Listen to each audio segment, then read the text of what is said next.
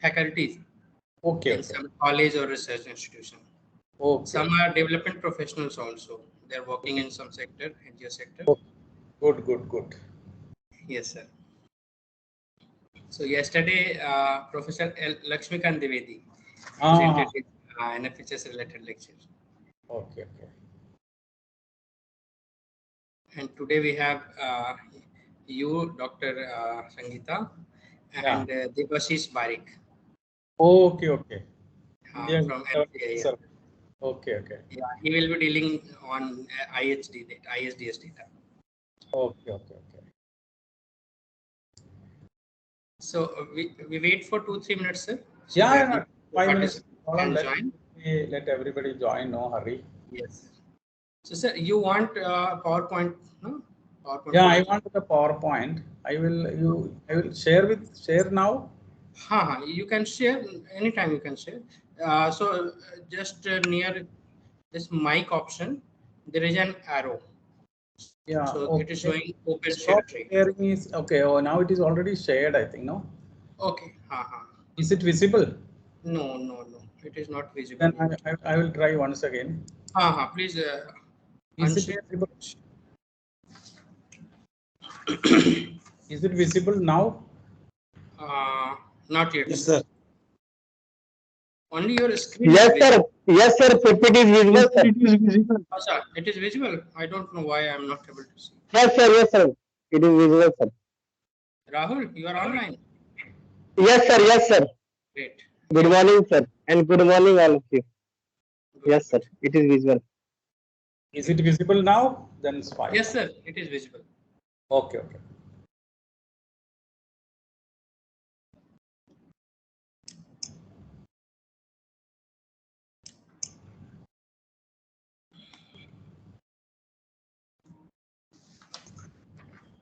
Maybe I will stop it now. Then join later. Yes, sir. Give me 2 minutes. Yeah. Take. So that most of the participants can join. Let them join. No hurry. Yes. So you are in office, sir? Yeah, I am in office. Okay. So I think IIPS office hours are 9:30 to 5:30 or 9:30 to 6. 9:30 to 6. Okay. We have 9 to 5. Okay. We have also 5 days a week. Earlier we used to have 6 days a week, 3-4 years back, but now it's 5 days a week. Okay. Our institute is part of Central University of Allahabad now. Oh, it is a Central University. Huh? Yeah, earlier it used to be ICSR institution like Isaac and CDS before 2005. But when Allahabad University is elevated as Central, so it became constituent institute or department of that. Okay. But we have autonomy. So we are an autonomous body. So your PhD students will get degree from Allahabad University. Allahabad University, yes, sir. Good. That's a good arrangement. Yeah, we are running 3 courses. MBA in Rural Development. Oh, you have a master's also? Yes, sir. I'm teaching in this PG course from last 10 years. Okay. And we have just started, last year we have started Master in Liberal Studies. Okay, Liberal Studies. Yes, sir. It's interdisciplinary. Okay. Yes, sir. Okay. I am coordinating that course. So what are broadly the syllabus of that? Economics, sociology, political science, everything? Yeah, it's a very wide syllabus, like one paper on public health. Okay. Economics, sociology, political science, arts and aesthetics. Okay. And democracy and subaltern studies. There are many things. Research methodology. Okay. Yes, sir. So it's based on National Education Policy 2020, and students can get 1 degree, 1 year diploma also. And if they continue for 4 semesters, 80 credits, they can go for 2 years proper PG degree. Master degree. Yeah. Yes, sir. Okay. But the classes will be taken at your institute. Yes, sir. So basically the degree only provided by the university, all the course, everything is in your institute. Teaching.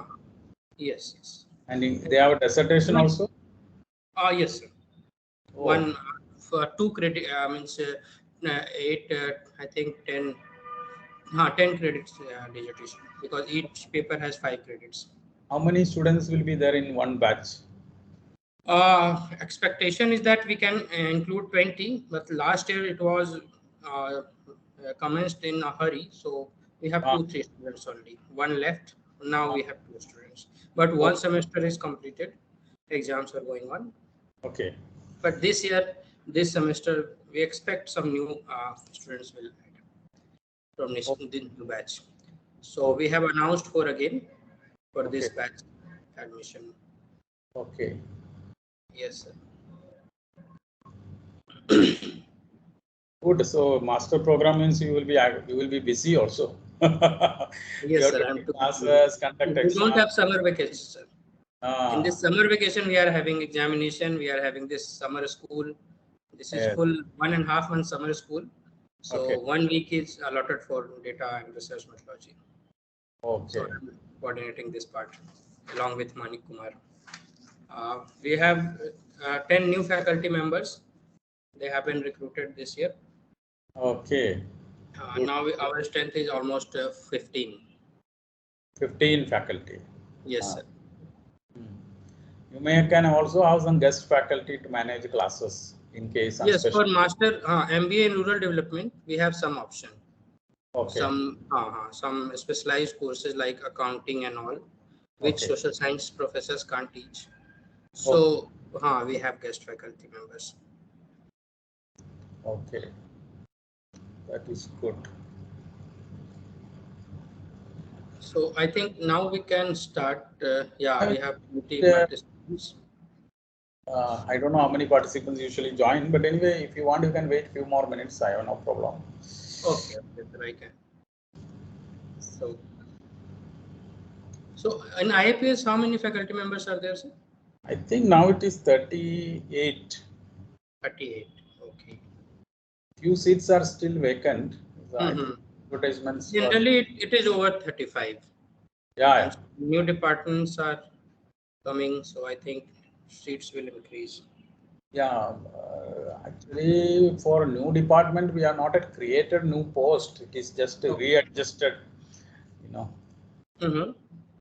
But there were some retirement and some vacant positions that will be filled. Okay, sir. It is like that.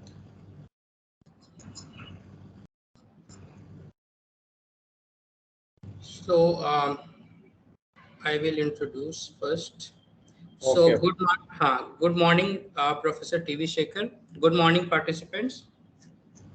So today we will have 2 sessions on different data sets. First pre-lunch session will be on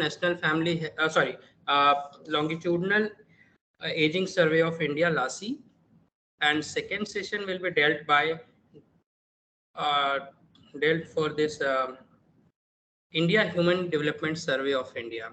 So in the first session, we have 2 resource persons.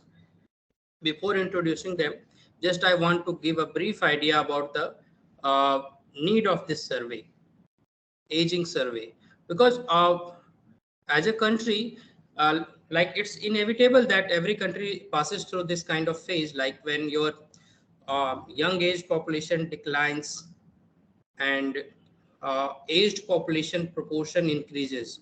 So many of the states, because recently we have seen the National Family Health Survey data results, and replacement fertility has been achieved by most of the states except Bihar, Jharkhand, Rajasthan, and UP.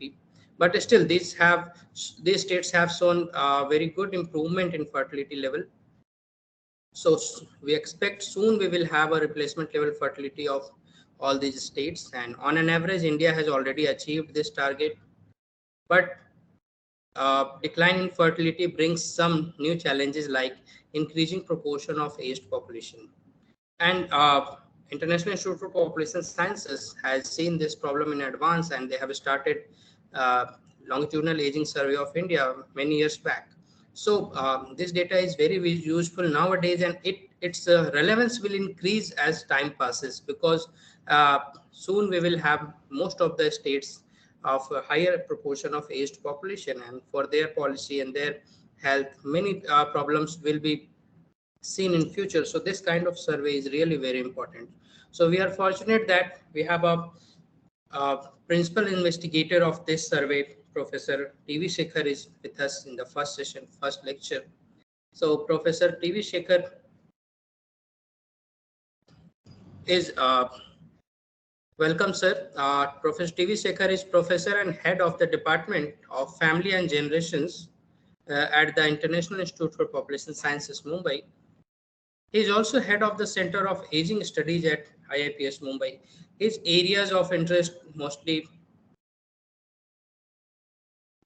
are population aging, social demography, gender issues, social protection, historical demography, and large-scale aging surveys. He has recently published an article on Economic and Political Weekly on historical demography on influenza pandemic of 1918. So it has related the ongoing pandemic of COVID. So this is very relevant article. I have recently gone through this. He is also the principal investigator of the longitudinal aging study in India and the study on global aging and adult health. So Professor Shekher was Fulbright Nehru Senior Fellow during 2016-17 at Cornell University, USA. He was visiting fellow at Wellcome Trust Center at UCL London, Masson-Day Science at Paris 2004, Lund University, Sweden, and at Oxford Brookes University, UK. He has authored and edited 10 books and has more than 100 research articles in national and international journals. He was consultant to Government of India, Planning Commission, UNFPA, UNICEF, and many other organizations. Professor Shekher is currently the president of Indian Association for Social Sciences and Health, IASSH. So, without wasting much time, now I invite Professor TV Shekher to deliver his talk on Understanding Longitudinal Aging Study in India, Lassi. Welcome, sir. Over to you, sir. Good morning to all of you. Thank you, Dr. Kunal, for the invitation as well as a very generous introduction. And so I'm very happy to talk to you, all of you, today on the one of the very important survey that we have initiated in India. As Dr. Kunal was talking about the importance of aging and the increasing number of elderly population in our country. So to create the social, economic, health database for this large number of elderly in India, which will not only help the researchers, but also the policy makers in fine-tuning the programs, formulating new schemes and programs for the welfare of the elderly and other things.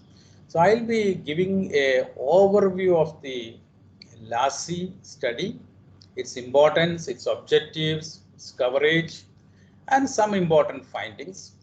Then my colleague, Dr. Sangeeta Gupta, who is the senior project manager in the LASI, will talk to you more about the LASI data set, how it can be used, and about the data user guide, how to access the data from IIPS, and all related issues with that. So let me first share my PPT.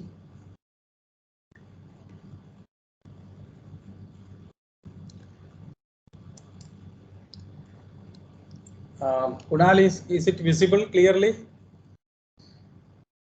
Hello. No, sir, I'm waiting. Let's. Yes, sir. Yeah, it has come now. It has yes, come. sir, it is visible. It is visible. Okay, Yes, it's sir. visible. Okay, fine. So let me start. So we are talking about the longitudinal aging study in India. As all of you know, the relevance of aging in India, you know that we are going to experience a rapid aging transition all over the world, and India is no exception to that. If you go by the last census, of course, it was in 2011, If you look at India's population, it was around 9% of India's population considered to be the elderly or 60 plus, or what we call it as senior citizens. That is approximately around 103 million people in 2011. But now the scenario is going to change drastically.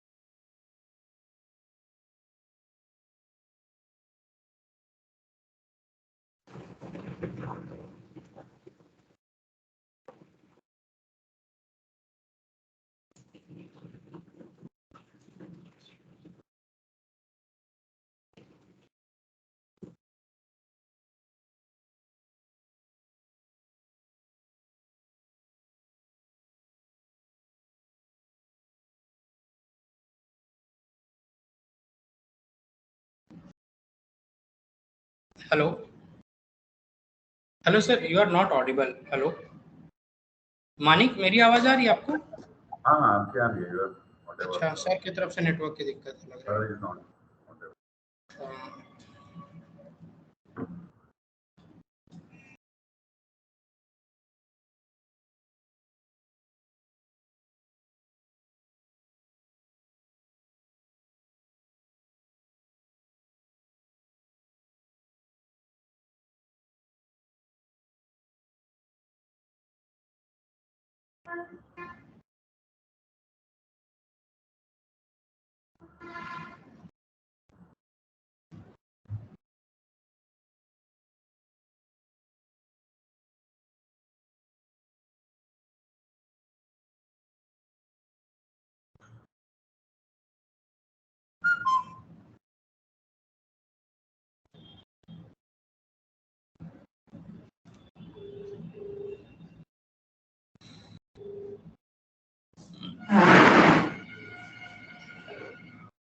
Sir, it seems your connection is lost. Yeah, just 3 minutes back. Yeah, okay. Okay. So I think his connection is lost. He is coming soon.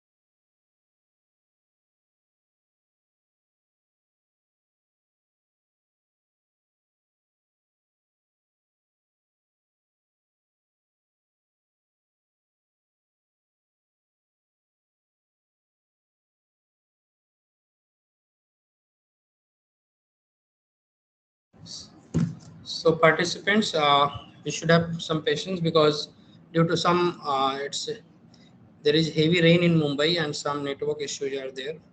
But hopefully, Professor TV Shekher will join soon. So in the afternoon session, we have Dr. Debashish Barik for National Council for Applied Economic Research. He is a fellow or associate professor there, and he will be dealing IHDS data, and that is very important data, and it's very few data sets in India are panel data set.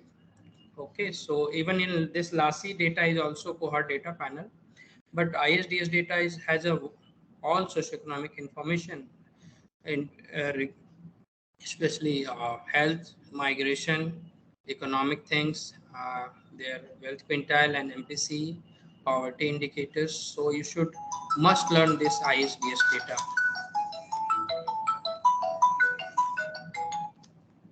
Hello. Huh.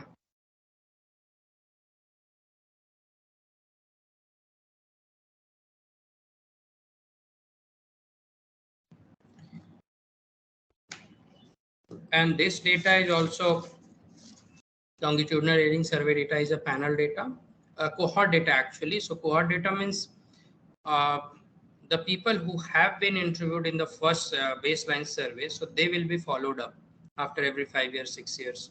So it is very important, like a life course data. So I request all of you to go through these details because it will be helpful for your career and whatever research you want to do using these data sets. Even if you are using primary data, so reports of these surveys or some basic table generated from this survey will help you. Okay, so it's the fourth day of our course, so we have completed halfway. So can you people let me know, one or two person about their feedback?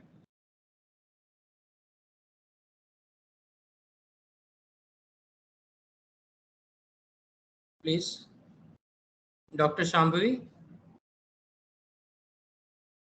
So how the sessions are going on and what were your students and your expectations? Please let me know. We will share the videos, video links soon because due to slow internet speed, downloading is taking a lot of time because all 3 hour sessions are there. So we will hand over all these links soon. Yes.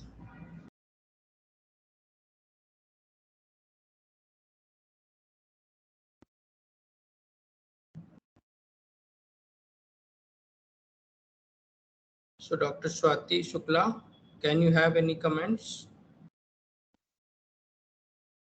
Can you share your feedback? Yes, sir. Good morning, sir. Yes. Yeah, good morning. You are from Allahabad University? No, sir. I belong from the Lucknow University.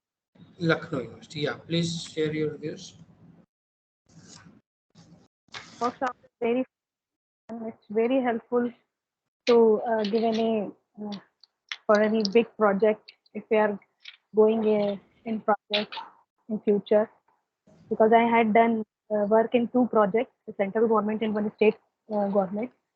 Okay. So I have so much knowledge how to do the research or how to do the collect the data on large scale. So this workshop is very useful and very informative, and it's a big pleasure for me that listening all great types of teachers and professors. So very big thanks to you and Social Sciences Govind Development Institute. Thank you, sir. Thank you, Swati, for your feedback. And we will try to improve and we will make it a regular kind of workshop. Soon we will have So, some. sir, Yes. interested. Future, I Sorry? am interested. Uh, future, I am interested in any type of workshop you are going Yeah. to be held. Okay. So, I'm waiting for it. Yeah, definitely. So soon we will see some collaborative workshop from for NFHS from IIPS-Mumbai. As faculties are very helpful over there.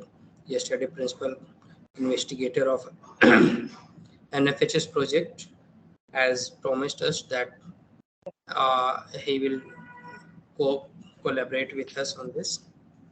Also, in any stage of your career, whether you're doing PhD, you become faculty, you bring a project, these all things are very important to understand.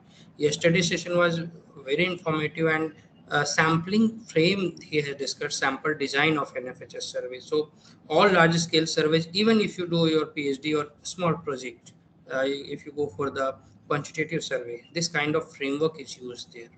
Not all, but at least partially, or some of their methodology you people can use. So it's better to go through all the reports and procedure which I have shared, for either for NFHS, NSS, even Dr. Krishna Ram has provided very detailed overview and analysis of this estimation process, because estimation itself is a big task. We can't learn in 1 or 2 days. You have to give years of years. So Dr. Krishna Ram's experience helped us. He regularly publishes his work on EPW kind of journals. So similarly, Dr. Lakshmikant Dwivedi, he has a good publication history. Professor T.V. Shekher is a well-cited social scientist working on aging and all demographic topics. He not only writes on data, he writes on theoretical aspect, like the article I talked about, the history of pandemics like 2019-18 influenza pandemic. So it is not true that all the faculty members who work on data, they publish on data only. They work on conceptual theoretical things also. So as a researcher, we have to learn these skills. So Dr. Kunal, yes, sir. You can hear me now? Yes, sir. Okay, Clearly. and the PPT is visible now? Yes, sir. It's the second PPT, yeah. Slide number 2. Yeah. Okay, sorry, Yes, sorry for that technical issue. There was a network failure suddenly here. It seems it's raining heavily in Mumbai. Yeah. Something happened suddenly. I'm sorry for that. Okay. Please. So basically, what I was trying to tell is that though 2011 census showed only 9% of India's population are senior citizens, by the scenario is going to change considerably by 2050, and we will have around 20% of India's population as elderly, and that will be a big number, around 320 million elderly population in our country. So that is going to have a serious implications for the family, society, and the governments to provide healthcare, economic security, social support, everything for the India's growing elderly population. So keeping all this in mind, it was decided to undertake this important longitudinal aging study in India. Most of our other surveys like National Family Health Survey, District Level Household Survey, mostly focused on women and children, and also women in the reproductive ages. So we don't have much idea about the adult population, particularly the senior population and their health conditions. So the Lassi is designed to provide an internationally comparable data and also globally accepted data. So keeping all that is in mind, the Lassi project was designed and implemented. So this is India's first nationwide longitudinal study covering all the states and union territories of India. And in terms of the sample size, it is the largest aging study in the world. Now, Lassi is supported by various organizations, including Government of India, Ministry of Health and Family Welfare, the National Institute of Aging from the US government, and United Nations Population Fund. We at the IIPS, International Institute for Population Science, is implementing this project. We also have our international collaborators like Harvard School of Public Health and University of Southern California. And the national level, we collaborate with NARI at Pune, Chest Research Foundation at Pune, and regional geriatric centers located in various parts of the country. Now, through LASI, we are entering to an elite club of health and retirement studies in India. You know, similar type of studies were already there in many countries like health and retirement study in USA, English aging study in England, the European aging study called Shekher, and in Asian countries, the Japanese aging study, the Korean longitudinal aging study, the Chinese longitudinal aging study. So there are nearly 40 countries, similar kind of longitudinal aging studies are being implemented. So LASI is designed in tune with the similar surveys happening around 40 countries in the world. And the protocol, the survey instruments, methodology are more or less synchronized each other. So it provides an opportunity not only to compare across the states in India, but LASI data you can also compare across the countries and across the cultures. How India's elderly situation is different from Korea or Japan or Chinese. How the situation in India is different from other European countries. So LASI data provides you a better opportunity for researchers across the world to have a cross-cultural and cross-national comparisons. That is one important relevance of the LASI. So the main goals of LASI are, it is an internationally comparable research design. We have used the best cutting-edge scientific methods to provide the foundation for credible and acceptable data for national policy and long-term scientific research. And we will also provide the scientific data and empirical evidence for strengthening the national program for health care of elderly of Government of India. So there are a lot of advantages for the Ministry of Social Justice and Empowerment to develop their social security schemes, pension programs, and many other welfare programs. So LASI is going to be a major source of evidence for policy making in India. So broadly, LASI covers 4 policy and subject domain. One important aspect is health, disease burden and risk factors, both reported and measured. We not only have the self-reported health measurements and health status, but also actually based on health examination using a wide range of biomarkers. We are gathering the data on the health conditions of elderly. And it is interesting that we are going back to the same individuals and households every 3 years to see the changes happening to them. So that is a great advantage of a survey like LASI. We have a lot of information about healthcare utilization, health expenditure, health financing, many issues. At the social level, we have the family, social network, welfare programs, caregiving, elder, various issues. As far as economic dimension is concerned, LASI covered a lot of aspects like income, wealth, expenditure, pension, consumption, indebtedness, assets, ownership, so many aspects of elderly and their households. Are you able to, am I audible now? Nal? Hello? Yes, sir, you are audible. Yes, Yes, sir, you are audible, sir. Okay, fine. Thank you. Because, okay, so as far as health is concerned, we have a lot of information about communicable and non-communicable diseases from the older persons or adults from 45 years and above. So lastly, you have an opportunity here to compare the data of 45 to 59, the senior adults, and the senior citizens 60 plus. So there is an opportunity here. And the self-reported as well as measured health conditions. In Indian context, in many cases, there are big difference between the self-reported and measured health conditions. The risk factors and social determinants of communicable and non-communicable diseases. The study of the demography of aging transition happening in our country, including the causes of death, life expectancy at older ages, etc. As far as healthcare and health financing is concerned, the survey cover healthcare utilization, diseases and patterns of healthcare utilization, and choice of healthcare sources and providers, health expenditure, medical cost on treatment, sources of healthcare financing, health insurance coverage, household health expenditure, out-of-pocket expenditure, and quality of care. As far as the social issues are concerned, we have a big, large number of questions about the family, the social network, the living arrangements, the support received by family, participation in social activities, social connectedness, life satisfaction, and care given to the family members, care received by the elderly, ADL, IADL, all these aspects, and participation of elderly in the social organizations, elder abuse, everyday discrimination experienced by elderly, and how elderly feel their life satisfaction at the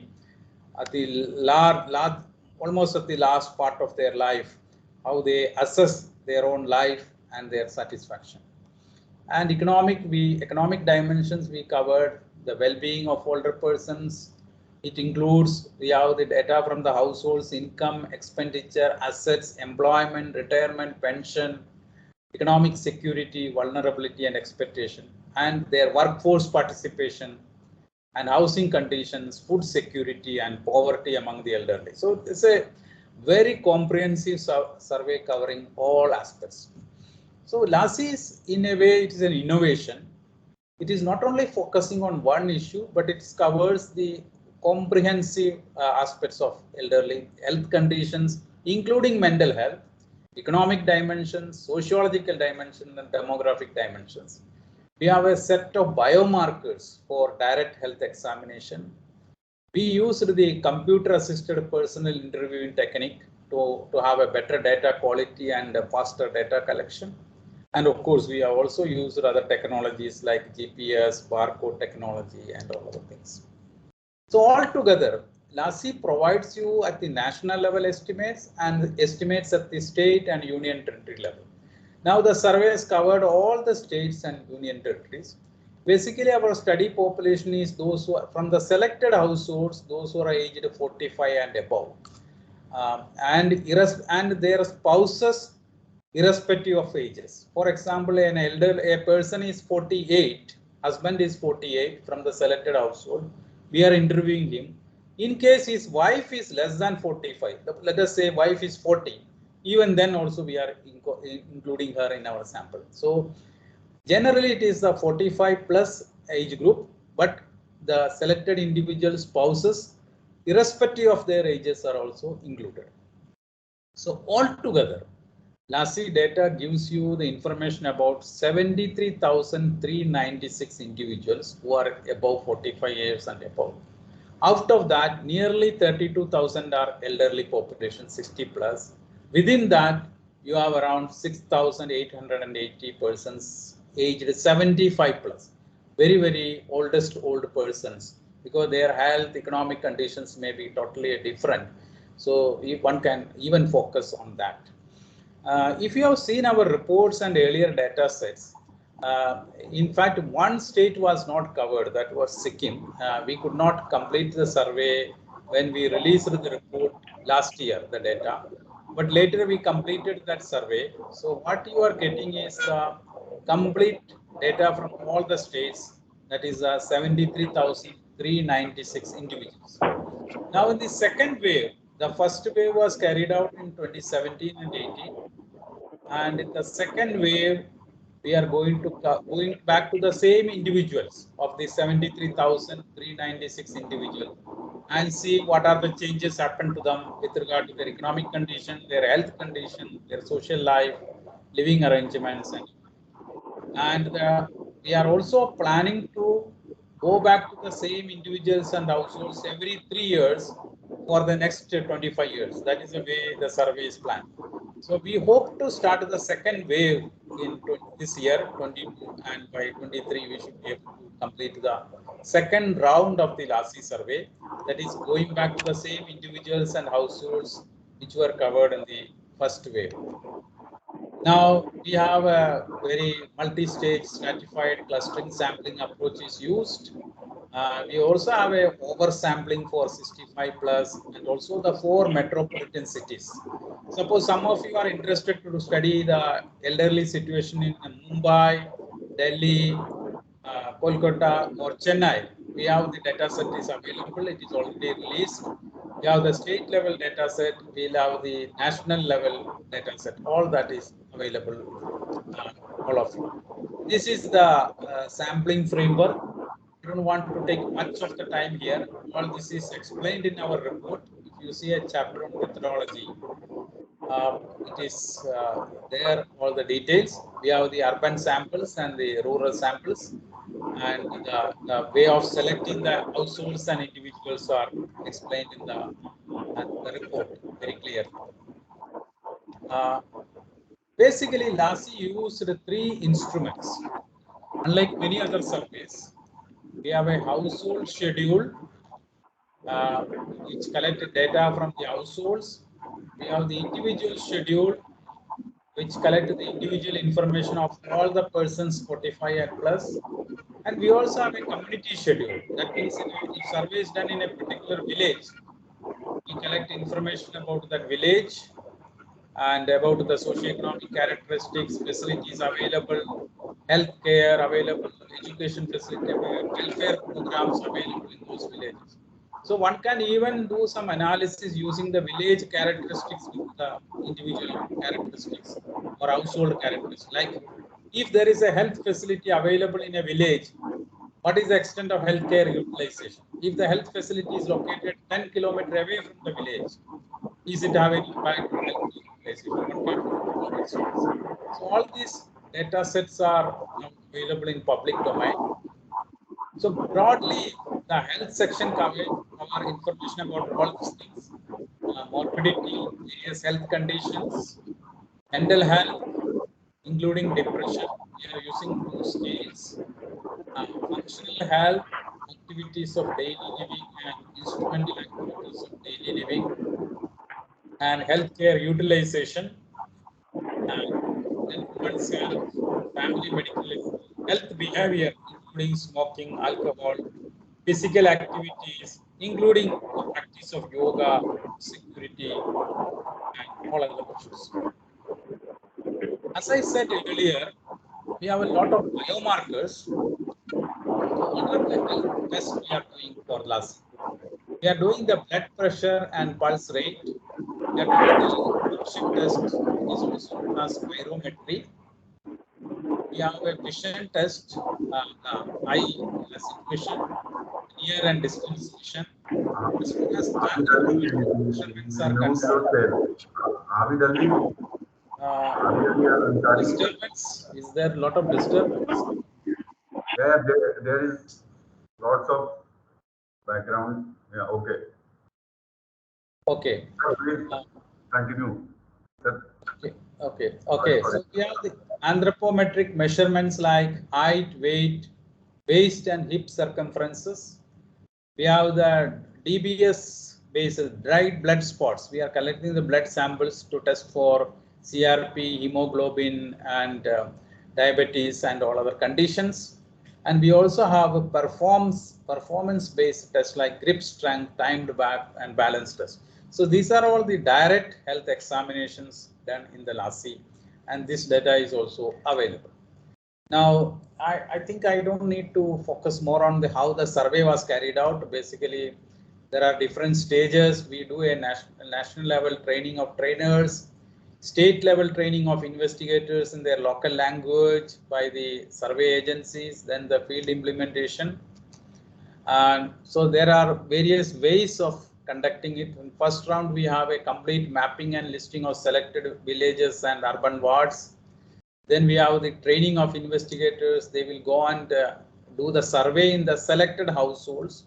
Then the biomarkers, and the biomarker blood samples were sent to ICMR Institute based in Pune, and the data is transferred to the IIPS server every day. Suppose the survey is happening in Arunachal Pradesh today, by evening we are getting the data. Not only that, we are able to monitor the quality of data on a day-to-day basis because of the CAPI technology and the monitoring mechanism we have.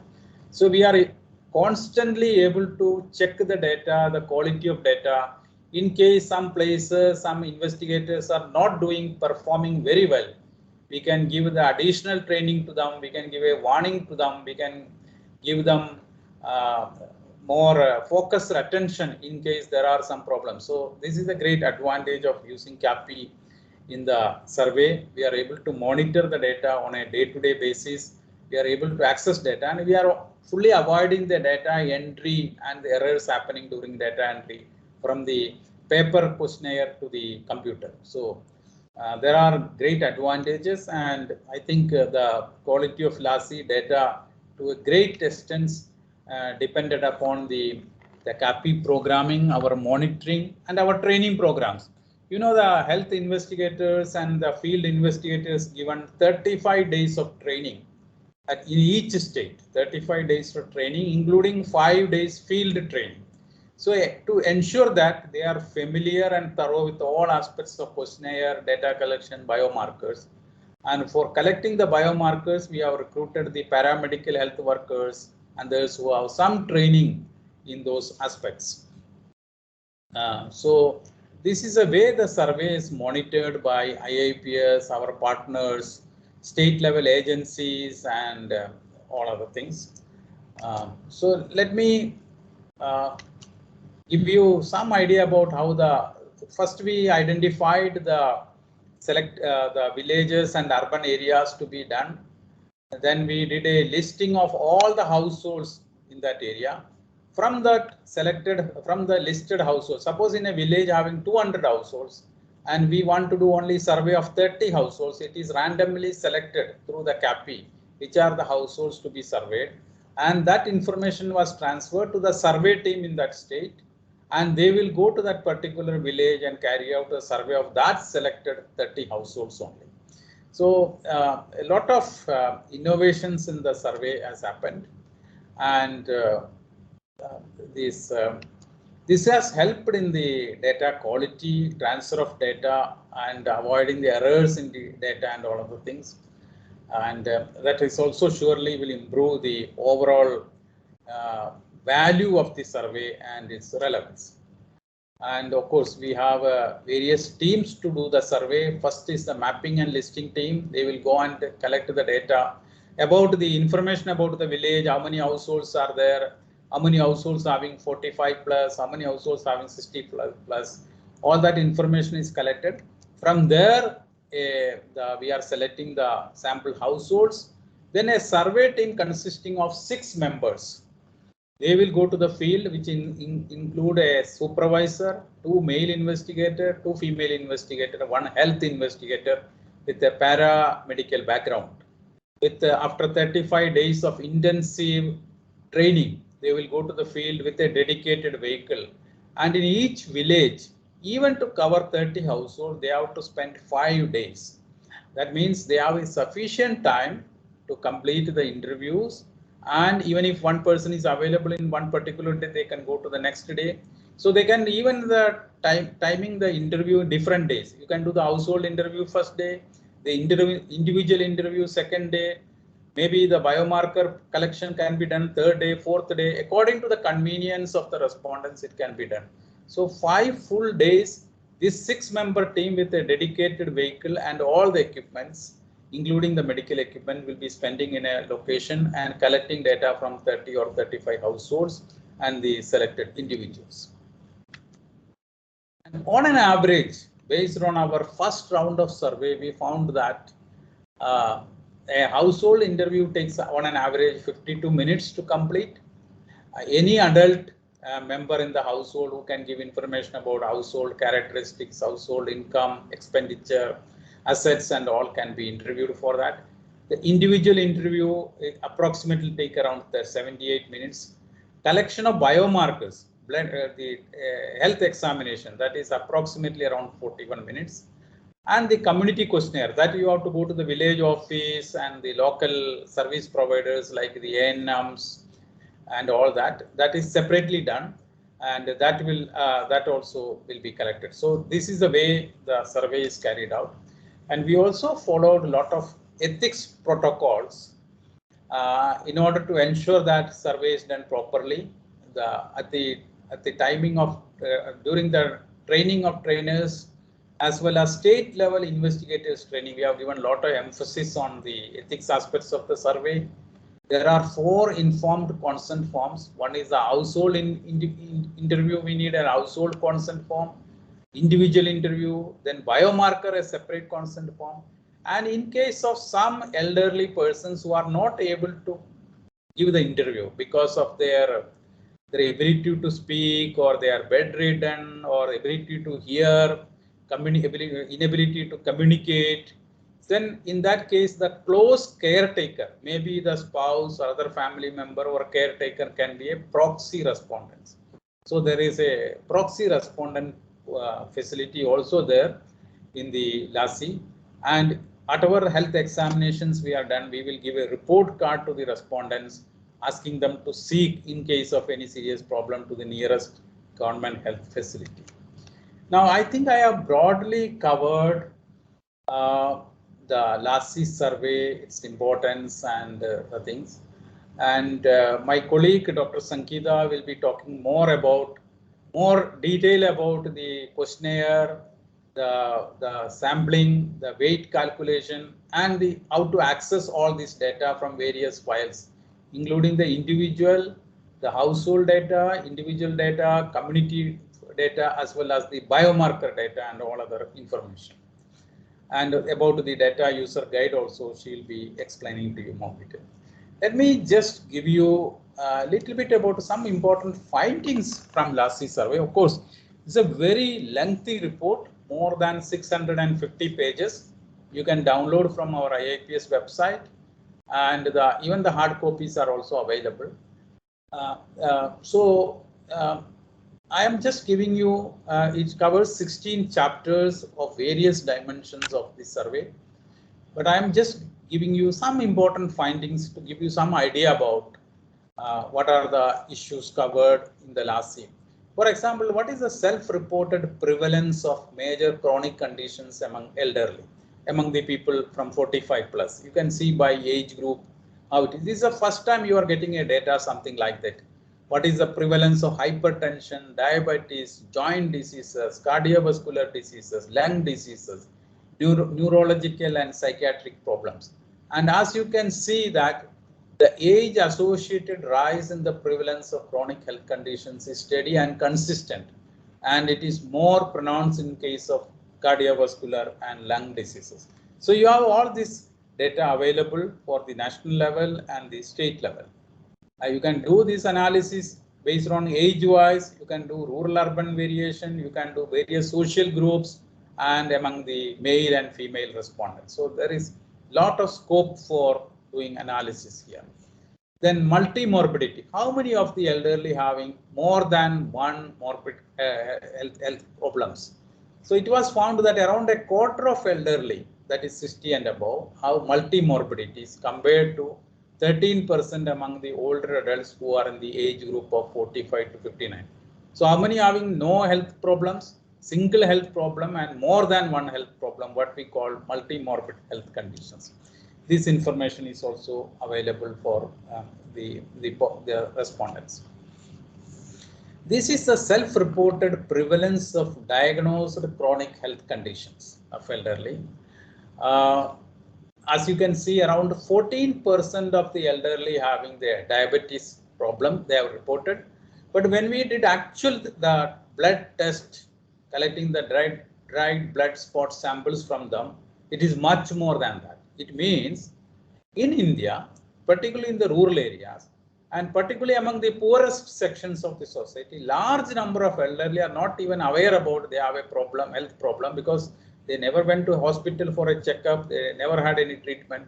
So many of them are having hypertension, many of them have diabetic and many other health conditions, but they are not aware about it. But what is shown here in this graph is the self-reported prevalence, okay, based on what their awareness and based on those who are undergoing treatment and those who went for diagnosis.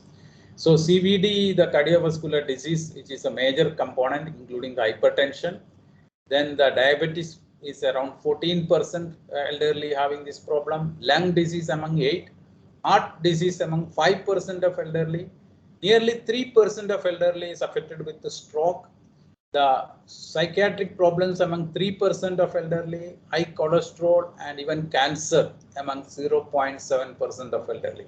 So this is the self-reported prevalence of chronic health conditions of elderly. This is the first time we are getting data on these issues.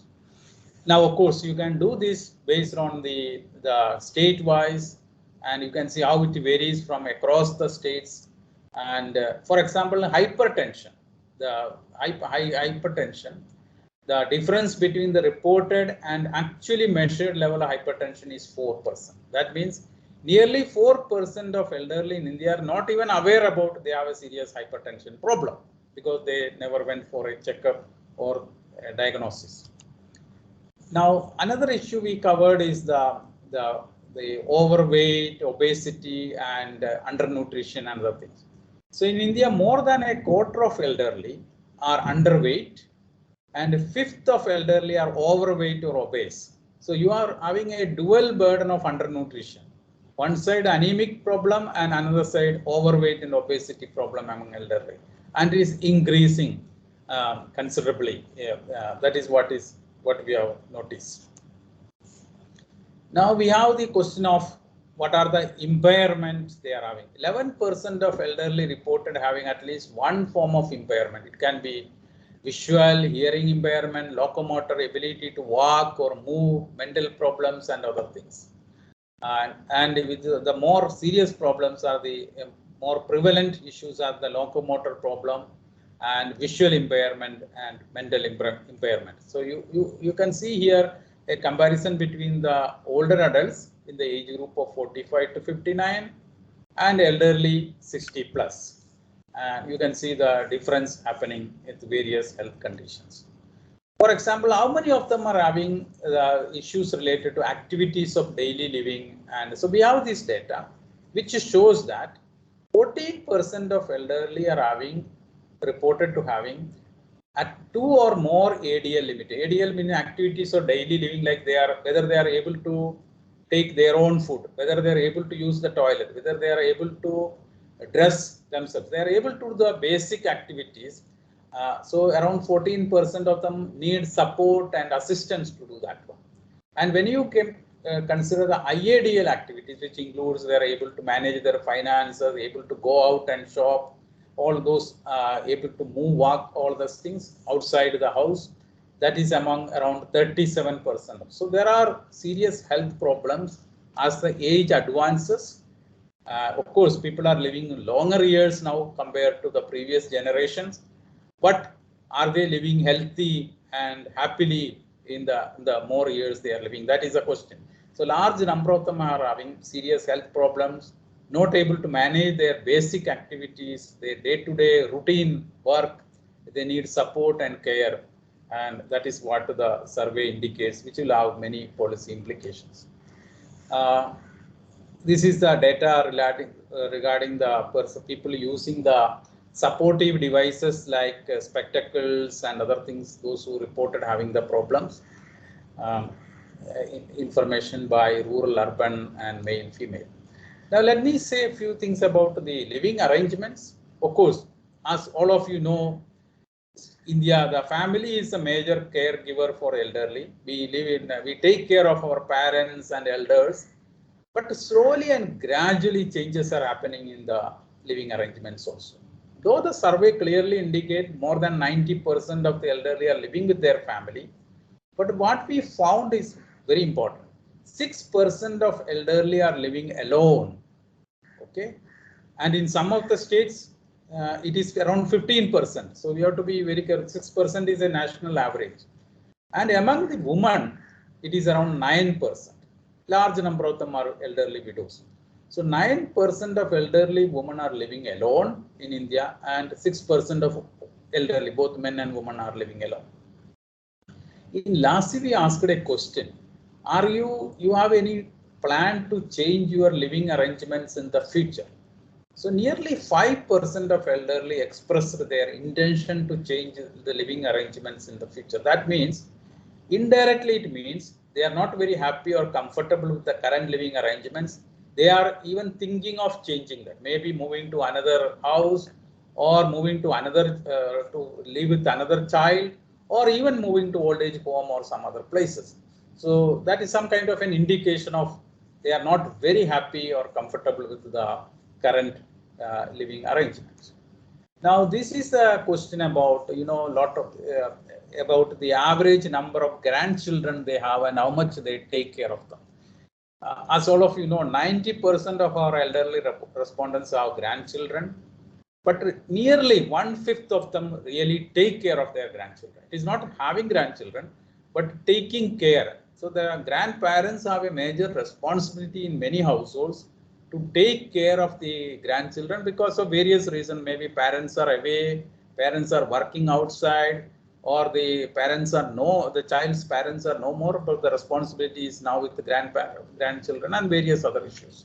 So that will add a lot of pressure on the grandparents in Indian context to take care of, they have to take care of themselves and their health, but also take care of their grandparents. In 1/5 of the cases that is happening. Now, another serious issue that we experienced is about, generally the elder abuse or ill treatment of elderly. It is very difficult to collect data from about this, because when you go to a household and ask an elderly woman or elderly woman, are you facing an abuse or ill treatment in your household by your own family members? Most of them are very reluctant to talk about it. So what we get about elder abuse is always an underestimate. But even then, we found that 1 out of 20 elderly in India experience abuse or ill treatment by their own family members in the last 1 year. It is more among the women and more from the rural areas, and those who are illiterate, poor, and those who are divorced or separated, they are more prone to experience this kind of abuse from their own family members. Now, what are the different forms of elder abuse experienced by these respondents? The physical abuse is one thing, verbal and emotional abuse, economic exploitation, without their knowledge, without their permission, taking their property, their money, their things, and taking away from them, and ignoring them or neglecting them. So various forms of that. So 3/4 of them are experiencing verbal or emotional ill treatment among those who are reported elder abuse, and 24% of them face physical ill treatment. And a third have victims of economic exploitation. So this is very serious issue. We also believe that what is reported is only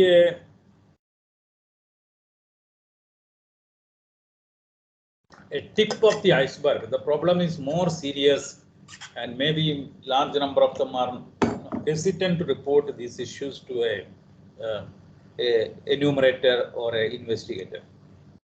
And usually in most cases, the persons who are supposed to care for the elderly, they are the primary abusers of elderly, either the children, son or a daughter. In most cases, son-in-law or daughter-in-law are the major perpetrators of elder abuse and ill treatment.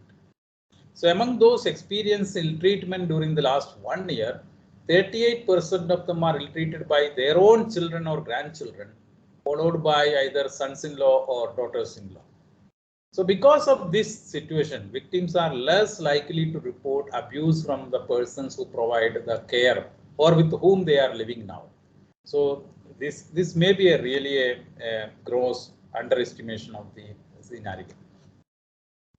Now the question is, how many of the elderly are working, really working? When we talk about senior citizen, this is a time to retire, relax. But large number of our elderly, according to our survey, 36% of the elderly are continue to work. They are working not for the sake of work, but they are working to support themselves economically and their family members. And this is mostly in the rural areas, mostly in the informal sector like agriculture, labor and others, because they have no other source of income, and they continue to work with lower wages, with the failing health, and to support themselves and their families. As you can see, the rural area, the workforce participation among the elderly and also among the male is much higher. Now, Lassi also asked a question about whether did they receive the financial support and from family members other than the household in which they are living? Or did they provide the financial support to the other relatives?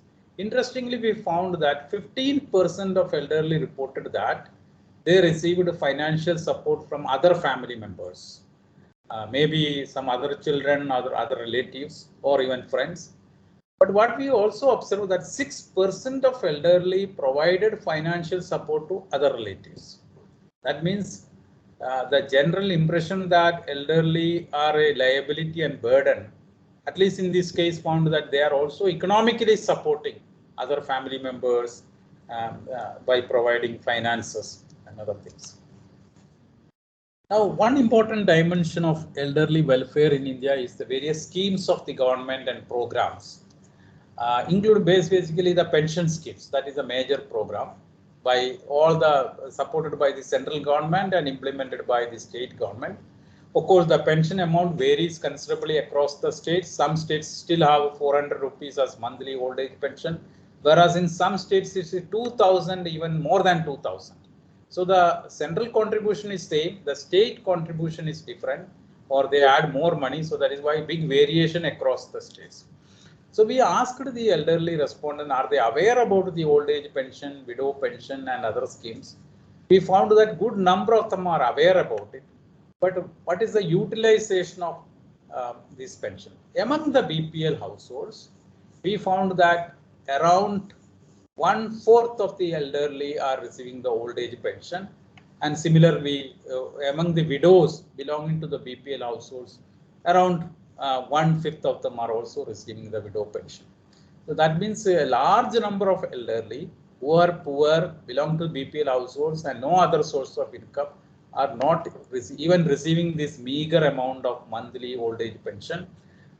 So more than half of the elderly are aware of the old age pension scheme, and nearly 44% of them are aware of widow pension scheme. But 1/3 of rural elderly from the BPL households receive old age pension, and 25% of the widows from BPL households in the rural areas also receive widow pension. Of course, at a time one can receive only one pension. Either if they are receiving the widow pension, they are not eligible for the old age pension. Okay. Now, government also provide various concession to the senior citizens, which includes travel concession, air, train and buses, lower interest rates for taking loans, and higher interest rate for deposit, income tax rebates and all of things. As you can see, 15% of elderly have benefited from various concessions, particularly the travel concessions, and mostly those who are better off and living in urban areas. They are taking advantage of the various concessions, like 3% of the elderly benefit from special interest rates of the banks and all things. But in rural area, many of them are not even aware about it, and many of them have no opportunity to make use of these concessions given to the elderly. I will stop here. Let me give you some pictures, snapshots from the field survey. Here you can see an elderly woman in a rural area being interviewed by a female investigator using the CAPI, the computer assisted personal interview. The questionnaire is loaded into the mini laptops, and looking at that, she is asking the questions and directly recording the responses into that. You can see here a health investigator, female health investigator is testing the blood pressure of a woman using the Omron instrument and entering the data into the laptop. You can see in Kashmir in the lower side, a male investigator is interviewing a male elderly. And here in another picture, a health investigator is collecting the blood samples, five drops of blood into a filter paper, which will be properly packed and sent to the ICMR lab based in Pune for testing and other things. Here is another test done by a health investigator. She is demonstrating to the elderly men how to conduct a lung function test. You have to blow into this instrument to see the lung power and lung health. And usually these kind of tests are carried out at the hospital level, but Lassi took up this challenge, and we have this data available for the lung function test of our respondents. Another picture of the hand strength, the grip strength, using a special instrument, it is tested. and you can see the interviews happening at various locations and all other things. You can get more information from our website. If the Lassi India report is available, which was released last year by the Union Health Minister. It's available on the website. You can download it. We have prepared the fact sheets for all the states and union territories. It is also available on our website. Suppose you want to know what is happening in Bihar, you want to know situations. The fact sheet for Bihar is available, or fact sheets for UP is available for any states and union territory. And for the data, we have the data user guide, and you can request the IIPS to send you the data of all the data which in the SPSS and STATA format. Dr. Sangeeta will talk to you more about all that thing. And if you have any other questions related to Lassi, Lassi survey, Lassi data, Lassi protocols, methodology, you can always write to us, and we will be happy to provide and clarify your doubts. So let me stop here, and we can take up some questions. Kunal, Dr. Kunal. Yes, sir. Yes, sir. So, thanks, sir, for this detailed overview of Lassi's objective and Lassi findings. So now floor is open for discussion. So I request all the participants to actively participate in this discussion, and they can ask any doubt, any conceptual clarity on aging, or whatever thing you want about the data results, or whether this the survey is going to happen again and which kind of methodology they are going to adapt in next round. So please feel free to ask anything.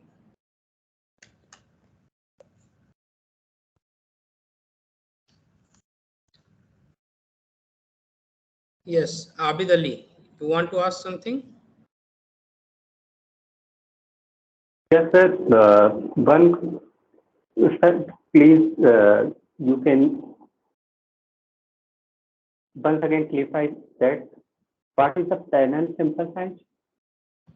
Abid, your Panel voice sample is size. cracking. Your voice is cracking.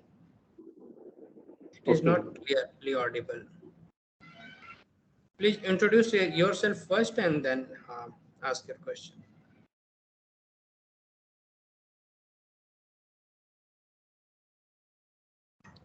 Yeah, please ask. Please continue. Abid. Sir, could you please explain about the panel sample size? Okay. Panel sample size. Okay, I think what he is asking is the panel sample size. Is it? Is it what? Yes. Yes. Yes, sir.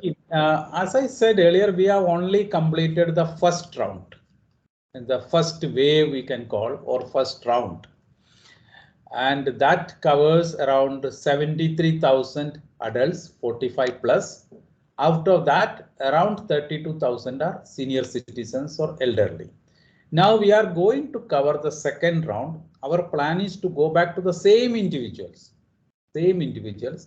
which the discussion with the government is in progress now, when we'll be starting the survey, the budget and requirements.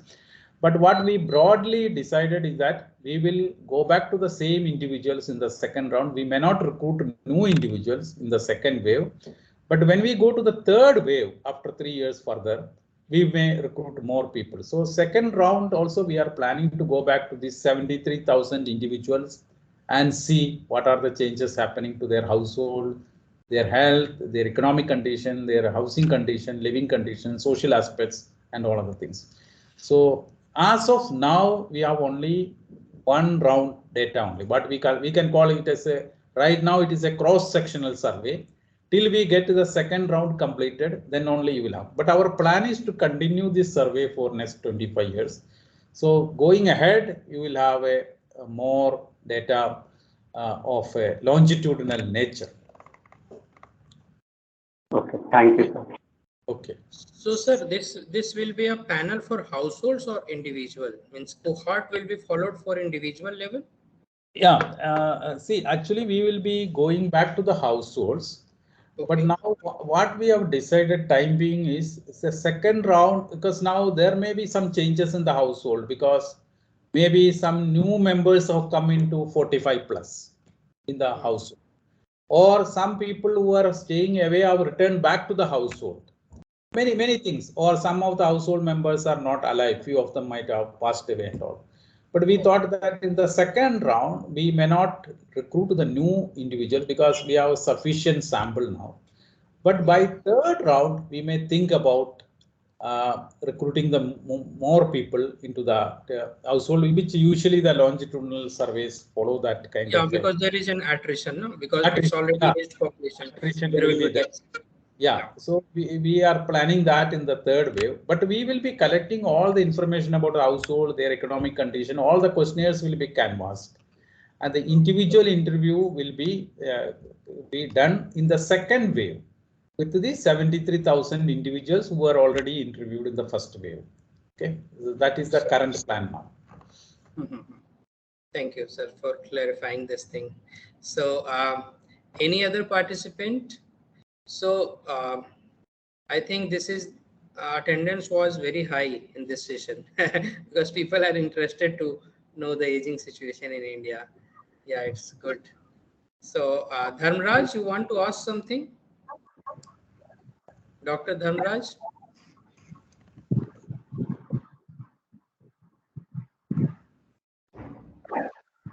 Hello. Yes. Dr. Shambhavi, you want to ask something? No, sir, not specific question, but yes, I had a similar doubt as you, that whether they are going to consider households as like for panel, will the units be household or will it be individuals? So that I guess that has already made very clear that with the second wave, we'll be focusing more on the individuals as compared to the first one. No, we will be visiting the same households. Yes, But sir. But it will be individual level with the second. Cannot recruit additional individual in the second wave. The individual interviews will be conducted with the same individuals who were surveyed in the earlier round. That's Great. So, if there is no question from participants' side, so we can move to the closure of this session. Has raised his hand. I guess there is one question from Who? AP Saroj. Yes. Okay. Yeah, Abhay, just ask.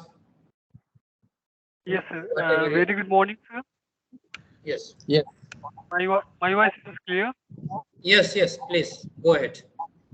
Sir, here I want to know that how is helpful in sampling copy methodology, as you told us. Yeah. You want to know what are the procedure followed in selecting the samples? Is it the question? Yeah, right. It's a more or less similar sampling methodology what you have seen in National Family Health Survey. But the only difference in National Family Health Survey is a district level sample. We don't have that one. But in the longitudinal surveys, instead of spreading the sample throughout the state, we have selected certain taluks or tehsils, and from there we have selected the rural and urban, of course, considering the population characteristics based on the last census. 2011 census was formed as a basis for that. So we identified the rural and urban areas. From the urban area, we have selected certain wards, and wards are very big.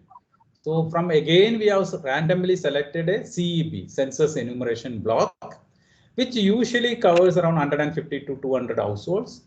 That usually we have listed all that households. From there, we have selected around 30-35 households for survey. In the rural areas, we have selected the tahsil. From there, we have selected the village, and entire village is listed. From there, we have selected around 30 households for our survey on a random basis. And if the villages are very big, more than 300, 400 households in many states, some of the states, the village size is very high. For example, in Kerala, Tamil Nadu, we have done some segmentation of the villages to manage the survey of a smaller segment of around 300, 400. And though all those houses were listed, from there we have selected these things. So the methodology more or less is same like what you see in National Family Health Survey, except we focused more on the because there is no district sample here, it's a state sample, and more focused on the selected tehsils giving certain representation to certain characteristics. And so it will be much easier for the follow-up and all of the things, because we need to follow them for many years. So we have to consider the operational dimension of operational feasibility of conducting the survey as well. Okay. Thank you. Yeah, thanks for sir. Your video is not coming. My video. Yes, sir. Is it? I think it is coming. No. Yeah, now it has. Sir, it is. Yeah, now it has come. Okay. So now we have 5 minutes. So now any other person can wants to ask any question. Otherwise, we will move to the closure of this session. Fortunately, this whole day is devoted to the panel data. Like Okay. the first session, longitudinal Lassi survey, and the next session, Debashis will deal the ISDS. That is also a panel data set. Yeah. So we have very less number of panel surveys in India, sir. LASI as of now is a cross-sectional data. Yes, but it is intended to be a panel. Yes, sir. It is a panel data. Yeah. Yes, sir. So now I invite among participants, I invite Dr. Shambhavi Mishra, Assistant Professor in Statistics Department, to propose formal vote of thanks to Professor T.V. Shekher. Dr. Shambhavi, you are online? Yes, sir. Yes, sir. Thank you, Dr. Kunal. Your video is missing. Sir, I have switched on Visible, my camera. visible. Yeah. Yeah, visible. Sir, before telling this, I just want to introduce Dr. Shambhavi again.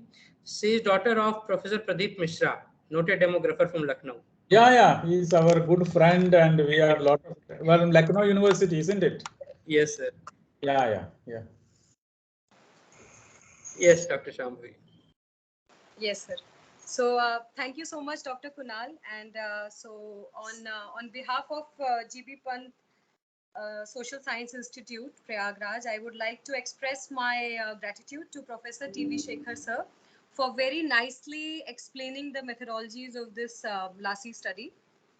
Sir, as we know, is a professor, and he's the head of the Department of Family and Generations at IIPS-Mumbai. And sir is also heading the Center for Aging Studies at IIPS.